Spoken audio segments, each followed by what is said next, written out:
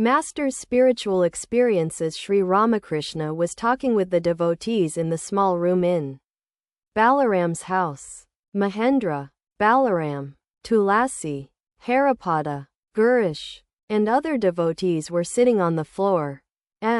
Returned from the Ganges. After saluting the master, he took a seat near him. Sri Ramakrishna was recounting to the devotees some of his spiritual experiences. Master, one day in the Kali temple, Haladari and Nangta were reading the Adhyatma Ramayana. Suddenly I had a vision of a river with woods on both sides. The trees and plants were green. Rama and Lakshmana were walking along wearing their shorts. One day, in front of the Kuthi, I saw Arjuna's chariot. Sri Krishna was seated in it as the charioteer. I still remember it. Another day, while listening to Kirtan at Kamarpukur, I saw Gauranga in front of me. At that time a naked person, emerging from my body, used to go about with me. I used to joke with him. He looked like a boy and was a Paramahamsa. I can't describe to you all the divine forms I saw at that time. I was suffering then from indigestion, which would become worse when I saw visions.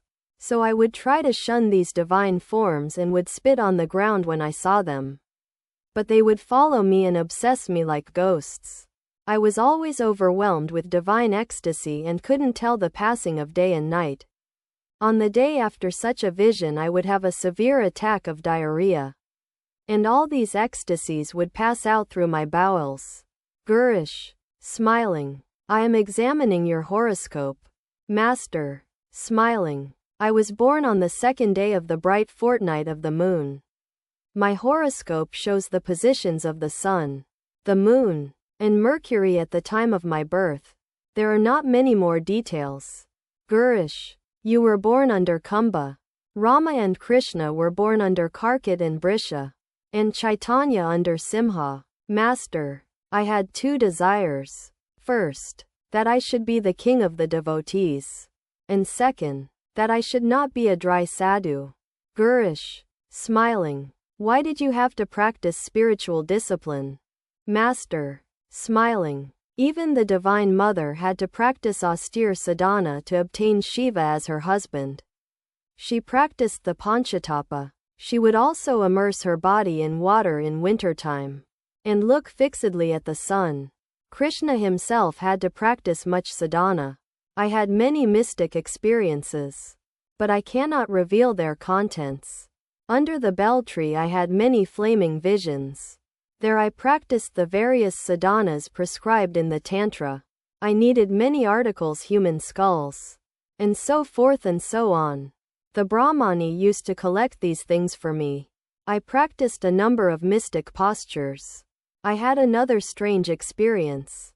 If I felt egotistic on a particular day, I would be sick the following day. Sat motionless as a picture on canvas. Hearing about these unique visions of the Master, the other devotees also were spellbound. There was a dead silence in the room.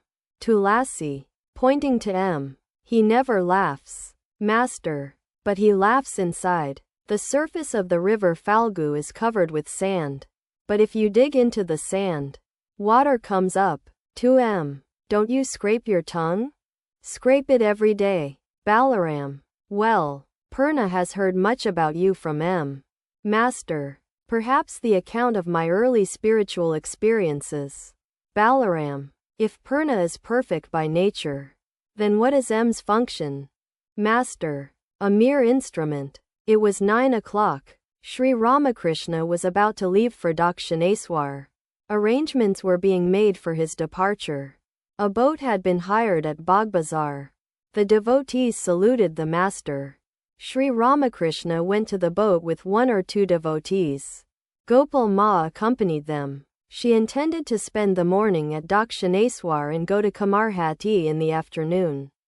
The camp cot generally used by Rakal at Dakshineswar had been sent to Calcutta for repair.